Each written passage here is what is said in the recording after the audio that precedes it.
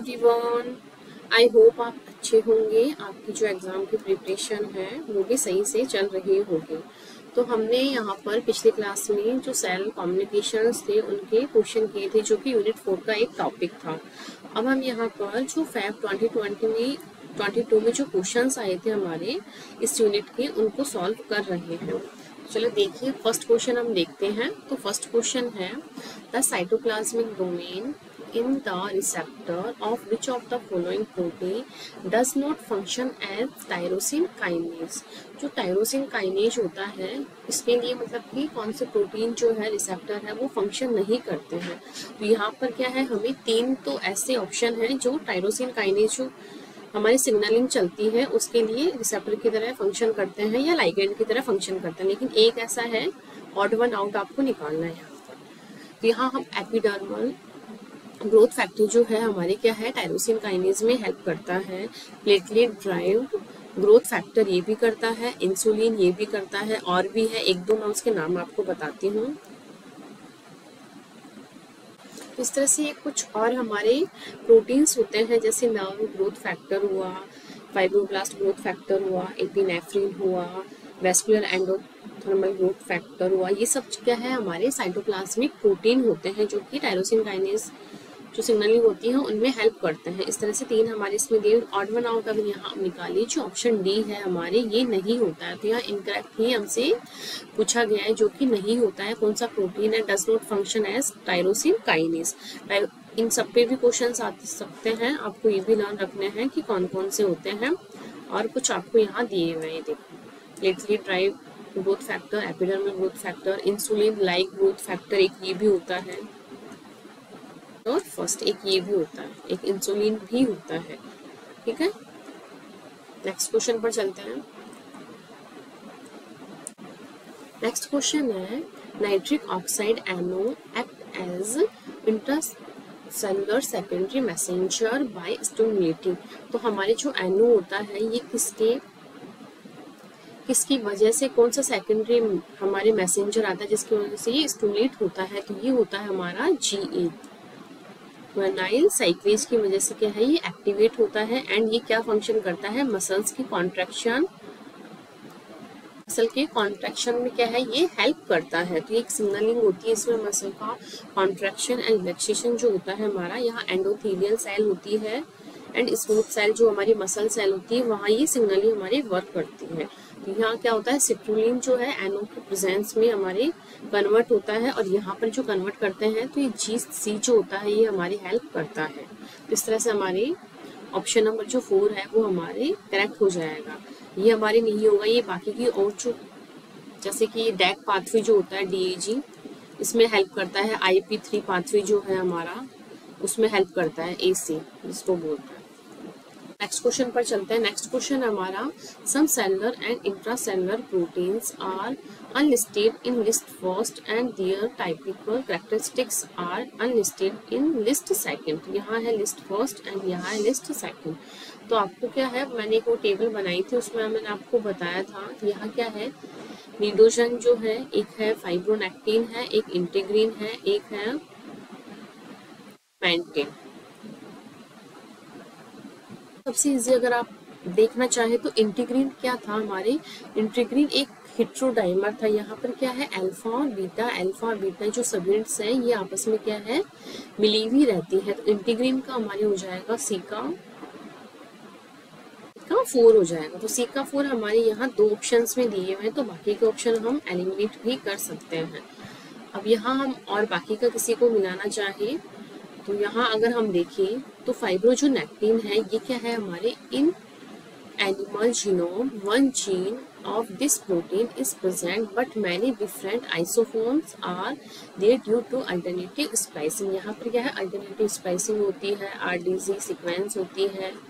ठीक है, ये चीज़ आपको पता है, ये एमिनो एसिड्स के क्या है, सीक्वेंस है। तो इस R का मतलब होता है अर्जिनिन, G का मतलब होता है RGD होता है, ग्लाइसिन एंड एस्पार्टेट। ठीक है, इस तरह से हमारा B का हो जाएगा फर्स्ट। तो B का फर्स्ट हमारे एक ही ऑप्शन में है, ये हो जाएगा हमारा करेक्ट आंसर। अब हम देखिए निडोजन जो होता है ये क्या होता है, one of the principal structural proteins of basal lamina जो होता है वहाँ पर क्या स्ट्रक्चरल प्रोटीन की जैसे ही फंक्शन करता है। फिर है हमारी विमेंटिन।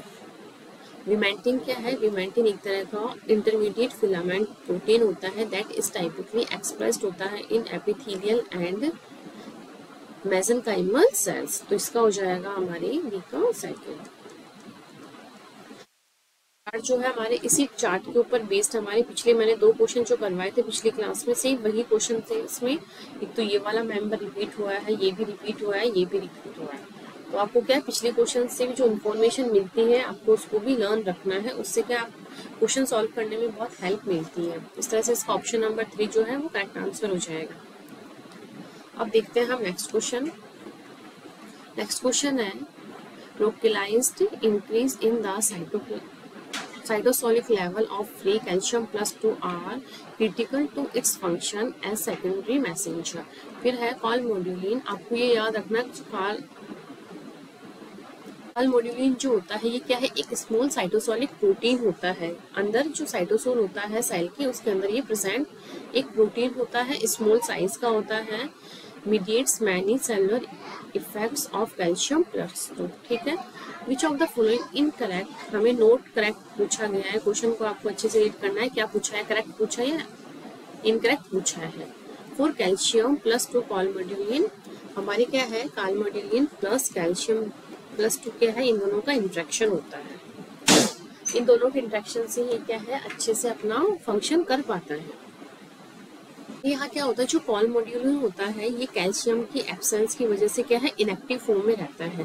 तो यहाँ अगर हम एब्सेंस लिखें कैल्शियम की, इस फॉर्म को क्या बोला जाएगा, ये है हमारी इनएक्टिव फॉर्म। जैसे ही कॉलमोड्यूलिन प्लस कैल्शियम प्लस 2 आते हैं ये है इसकी एक्टिव फॉर्म। अब ये एक्टिव कैसे होता है, इसकी जो स्ट्रक्चर जो होती है वो इस तरह से होती है कि इसके पास 4 कैल्शियम्स को बाइंड करने की पॉकेट होता है।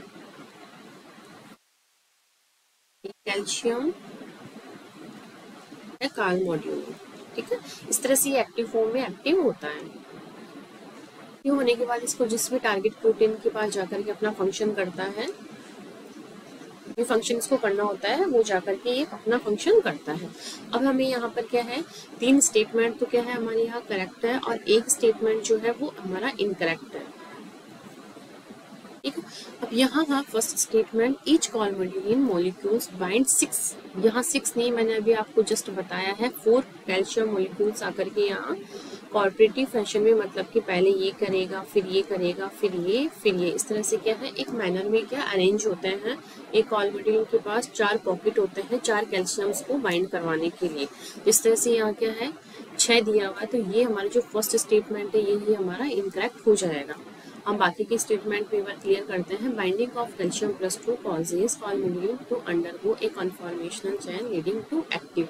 जैसे ही यहाँ पर कैल्शियम बाइंड करते हैं ये एक्टिव फॉर्म में आकर के एक्टिव होता है।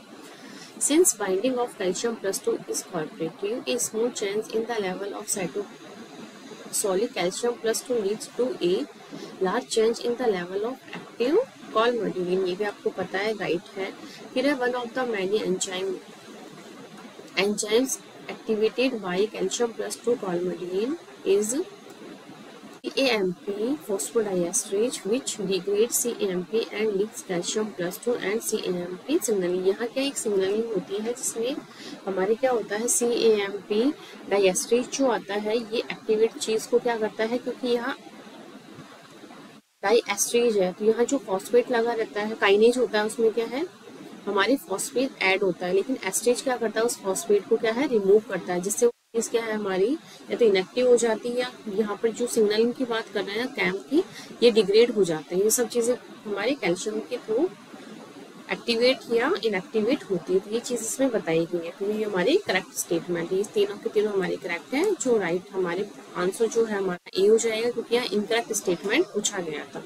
कॉलमोड्यूलिन के बारे में अगर एक लाइन और मैं आपको बताऊं तो क्या है जब कैल्शियम बाइंड करता है तब ही ये एक्टिव फॉर्म में अपना फंक्शन करता है, इस चीज को याद रखना। और 4 जो कैल्शियम होते हैं वो ही बाइंड करते हैं, कभी 6, कभी 7, कभी 2, कभी 3, तो ये भी राइट होगा। राइट इसमें क्या है, 4 कैल्शियम ही यहाँ क्या है बाइंड करेंगे। इस क्वेश्चन पर चलते हैं। क्वेश्चन को देख के आपको घबराना नहीं है, बहुत इजी क्वेश्चन है। अगर आप इसकी लैंग्वेज को लिखते जाएंगे हम साइड में कि क्वेश्चन हमसे क्या पूछ रहा है। क्वेश्चन है epidermal growth factor is needed for growth of almost all cells. EGF receptor is a transmembrane protein having an extracellular ligand binding domain. Transmembrane हमारी क्या, आपको किसी को पता हो तो इस तरह से एक मेम्ब्रेन है, यहाँ पर हमारा कोई रिसेप्टर लगा हुआ है, इस तरह से रिसेप्टर है। तो ये है इसका जो ये पार्ट्स है इनको बोला गया है, एक तो एक्स्ट्रा सेलुलर, ये है हमारे एक्स्ट्रा सेलुलर वाला पार्ट, ये एक ट्रांसमेम्ब्रेन जो इस मेम्ब्रेन को क्रॉस कर रहा है, एक है साइटोसोलिक वाला पार्ट। ये तीन चीज आपको पता होनी चाहिए। Of A protein tyrosine kinase, binding of EGF to the receptor activates protein tyrosine kinase resulting in inactivation of transcription factors through intracellular transductions। फिर है ये सब हमने पता लगा लिया कि जो हमारे रिसेप्टर है एपिडर्मल ग्रोथ फैक्टर, इसमें एक रिसेप्टर है, उस रिसेप्टर में 3 इसके पार्ट बताए गए, एक ट्रांसमेम्ब्रेन जो डोमेन होता है वो बताया गया, एक साइटोप्लाज्मिक डोमेन बताया, एक extra cellular ligand binding domain बताया है। ठीक है, अब उसके बाद अब हम ले रहे हैं सेल ए। तो सेल ए में क्या है, अगर हम देखें extra cellular ligand binding domain is deleted. यहाँ क्या है, हमने जो हमारा ये लाइगेंड था, सॉरी ये जो रिसेप्टर था, इसका जो एक्स्ट्रा सेलुलर वाला जो पार्ट है इसको ही हमने क्या कर दिया है, रिमूव। अब आपको पता है कोई रिसेप्टर होता है, इसका ये जो ये वाला पार्ट होता है किस चीज के लिए स्पेसिफिक होता है, अपने लाइगेंड के लिए, कि जो भी इसको रिसीव करने के लिए इंफॉर्मेशन होता है ये उसका ये वाला पार्ट होता है। अब यहाँ पर यही वाला पार्ट अगर हम डिलीट कर देंगे तो क्या होगा, ये किसी भी स्पेसिफिक लाइगेंड के लिए अपनी स्पेसिफिसिटी शो नहीं करेगा, तो ये चीज यहाँ एब्सेंट कर दें। इससे किया है deleted by protein such as cytosolic domain और प्रोटीन का बिकम कॉन्स्टिट्यूटिवली एक्टिव रहता है, ये वाला पार्ट जो है इसका कॉन्स्टिट्यूटिवली एक्टिव है। जबकि बी सेल में क्या हो रहा है, यहाँ पर मैं इस चीज को लैंग्वेज में भी लिख दूंगी, वह डायग्राम से भी समझिए आप। यहाँ नॉर्मल रिसेप्टर है, नॉर्मल रिसेप्टर कहने का मतलब इसका जो नॉर्मल का मतलब क्या है, extra cellular binding domain, transmembrane domain, cytoplasmic domain, तीनों क्या है, तीनों चीजें इसमें क्या है, नॉर्मल। यहाँ मैं लिख सकती हूँ normal EGF receptor. Best fit graph, यहाँ हमें बताना है कौन सा बेस्ट ग्राफ है। The growth of culture a cell A and cell B is complete medium in the presence and absence of EGF। अब EGF की प्रेजेंस और एब्सेंस में हमारी जो ये लाइगेंड्स है, ये सेल ए और बी में क्या हमको चीजें देखने को मिलेगी, ग्राफ के थ्रू हमको ये चीज रिप्रेजेंट करनी है। तो अब आपको मैं एक बार लैंग्वेज में लिख देती हूँ थोड़ा सा। यहाँ क्या है हमारे, यहाँ क्या है, जो लाइगेंड बाइंडिंग डोमेन जो है उसको क्या है डिलीट किया गया है। लाइगेंड बाइंडिंग डोमेन हम किसको बोल रहे हैं, जो ये एक्स्ट्रा सेलुलर वाला डोमेन है इसको बोल रहे हैं, ये चीज यहाँ पर डिलीट है। जबकि यहाँ पर ये क्या है, लाइगेंड बाइंडिंग डोमेन क्या है, अब यहाँ क्या है, इसका जो सी टर्मिनल बोला गया था, यानी जो इसका कौन सा टर्मिनल बोला है, कॉन्स्टिट्यूटिवली एक्टिव है साइटोप्लाज्मिक डोमेन। तो यहाँ जो साइटोप्लाज्मिक वाली साइट क्या है, कॉन्स्टिट्यूटिवली एक्टिव है। तो इसी से आप क्या किस कंक्लूजन पर पहुंचेंगे कि यहाँ पर अगर लाइगेंड हो या नहीं हो, कोई भी कंडीशन हो, हमारा जो ग्राफ है ये हमारे मीडियम में हमेशा क्या है, हमें ग्रोथ देखने को मिलेगी। कैसे रहेगी, कॉन्स्टिट्यूटिवली। ठीक है, चाहे एब्सेंस हो या प्रेजेंस हो, एब्सेंस या प्रेजेंस दोनों में क्या है, ये ऑन रहेगा हमारा पाथवे। ये चीज आपको याद रखनी है। अब यहाँ क्या है, नॉर्मल ग्रोथ हो रही है, लाइगेंड बाइंडिंग डोमेन प्रेजेंट है। ठीक है,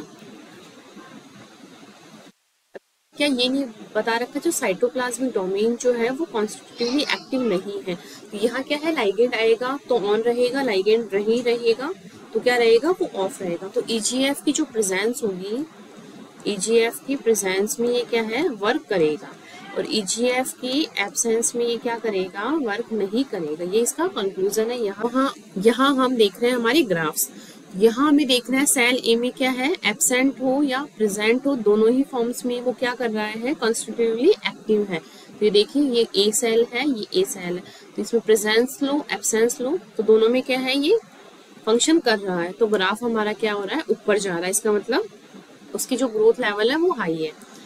ग्राफ रीड करना आपको आता होगा। ये जो वैल्यू है ये हाई होती है और ये वैल्यू जो होती है वो लो रहती है। ये आती है हमारी हाई में और यहाँ से लेते हम ये होती है लो में। ठीक है, तो यहाँ क्या है, प्रेजेंस या एब्सेंस हो, ग्रोथ क्या है, हमें हाई लेवल का मिल रहा है। ठीक है, अब यहाँ क्या है, बी सेल जो है इसमें क्या हो रहा है, हमारे जो प्रेजेंस है तब तो ग्रोथ हमारे हाई लेवल की हो रही है, लेकिन जैसे ही एब्सेंट हुआ है ये तो ग्रोथ हमारी रिटार्ड हो रही है, यानी नीचे आ रही है। देखो, तो इससे हम क्या पता कर सकते हैं, ग्राफ ए है जो हमारा सही होगा। अब हम और ग्राफ्स को भी देखते हैं। तो यहाँ क्या है, एब्सेंस में प्रेजेंस में ठीक है, यहाँ बी का यहाँ प्रेजेंस में ठीक है, लेकिन अगर ए का एब्सेंट रहेगा तो ग्रोथ इससे कम नहीं होगी क्योंकि ये कॉन्स्टिट्यूटिवली एक्टिव ही है। यहाँ इस तरह से ये ग्राफ हमारा गलत हो जाएगा। देखिए बी की प्रेजेंस में दे रहा है हाई, बी की एब्सेंस में लो दे रहा है, लेकिन ए हमारे नीचे नहीं जा सकता क्योंकि ये कॉन्स्टिट्यूटिवली एक्टिव यानी लगातार ये एक्टिव रहेगा, इसलिए ये गलत है। यहाँ बी की ज्यादा ग्रोथ दे रखी है, ए की कम दे रखी है, तो ये भी इस तरह से गलत है। ये क्वेश्चन आपको अगर देखोगे यहाँ आपको क्या लगेगा, बहुत हार्ड क्वेश्चन है, हमको आता नहीं है जो भी चीज़ है, लेकिन आपको क्या है, क्वेश्चन की लैंग्वेज को बहुत अच्छे से पढ़ना, वो क्या बोल रहा है उसको इस तरह से आपको नोट डाउन करना है कि इसमें क्या बोला है, सेल ए में सेल बी में क्या बोला है, बस मैंने वही किया है। उसके बाद में आपको थोड़ी बहुत नॉलेज होनी चाहिए कि रिसेप्टर क्या होता है, लाइगेंड क्या होता है, रिसेप्टर किस टाइप का बना रहता है, बस इतनी नॉलेज चाहिए आपको इस क्वेश्चन को सॉल्व करने के लिए। मैंने सब चीज़ों को नोट डाउन किया, उसके बाद मैंने कंक्लूजन निकाला कि इसमें क्या हो रहा है और इसमें क्या हो रहा है, बस उसके बाद मैंने ग्राफ से इन चीज़ों को मिलान किया तो हमारा जो ग्राफ ए है वो सही निकला। तो आपको ऐसे क्वेश्चंस को देख के घबराना नहीं है, आपको थोड़ा उसको पढ़ना है, समझने की कोशिश करना है इसकी लैंग्वेज। इस टाइप के क्वेश्चंस क्या है हमारे 3-4 हमको हर क्वेश्चन पेपर में मिलते हैं, बहुत इजी होते हैं, इनमें किसी भी टाइप का है ना पहले की इंफॉर्मेशन को याद करने की कोई जरूरत नहीं होती, बस थोड़ा समझना होता है। क्वेश्चन यहाँ क्या है, हमें एक सिग्नलिंग पाथवे दिया हुआ है। इस पाथवे में क्या है, हमारे ए पॉइंट मिस है, यहाँ पर यहाँ बी मिस है, यहाँ सी मिस है और यहाँ पर क्या है, डी मिस है। तो हमें ये पता लगाना है ए क्या है, बी क्या है, सी क्या है एंड डी क्या है। यहाँ with reference to the signaling pathway shown above, which of the following options correctly identifies the intracellular components। तो यहाँ अगर हम बता देखें तो सबसे पहले हमें यहाँ क्या देखना है, सेल प्रोलिफरेशन जो होती है हमारी, सेल ग्रोथ हुई, सेल डिफरेंशिएशन, सेल प्रोलिफरेशन में कौन सी पाथवे में होती है, तो उसके अकॉर्डिंग क्या है, अगर आप जाओगे तो आप करेक्ट आंसर पर जा सकते हो। तो यहाँ पर क्या है, सबसे पहले रिसेप्टर आया, ठीक है, रिसेप्टर है, इसके ऊपर क्या है, लाइगेंड आकर बैठा, लाइगेंड आकर बैठते ही यहाँ पर क्या हमारी सिग्नलिंग रन हुई, या जैसी सिग्नलिंग होती है तो यहाँ क्या आएगा, तो यहाँ हमारे आएगा G2। ठीक है, GRP2 एक्टिव होता है, ये करता है सोर्स को एक्टिव। सोर्स अगर हमारा एक्टिव होता है तो ये क्या करता है, रास टीपी को एक्टिव करता है, और यहाँ पर क्या है, रास